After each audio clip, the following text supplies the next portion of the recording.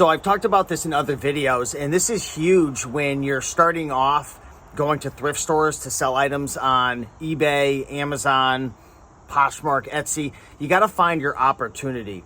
Now, depending on where you live, what state you're in, maybe the Goodwills are different in North Carolina versus in Connecticut, which I know for a fact they are because I've been to them. You've got to find your opportunity.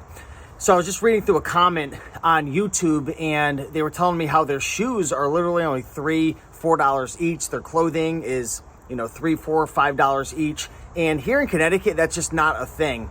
I know my buddy Tino, the Soul Advisor, who he's built a 6-figure business selling shoes on eBay. He's got some tremendous deals in Texas where he lives with the shoes. And in Connecticut, there are some pockets in some areas where you can get shoes and clothing much cheaper. But here where I am in the Harford County, I mean, a lot of these Goodwills and Savers are selling their shoes for 15, 20, 30 bucks. And not to say there's no profit to be made, there certainly is with certain items.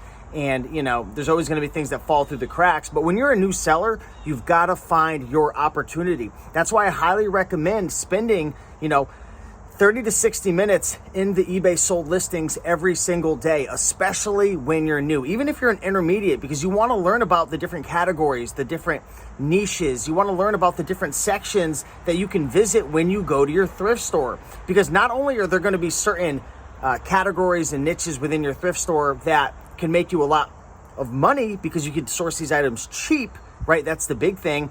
But there's going to be certain items that are very popular in your area. And I talk about this all the time based upon where you live, the climate, the demographic, the average median income. You're going to have opportunities. Over here in Connecticut, we have a lot of opportunities with textbooks because we've got a highly literate population in my area. We've got a lot of colleges, a lot of students.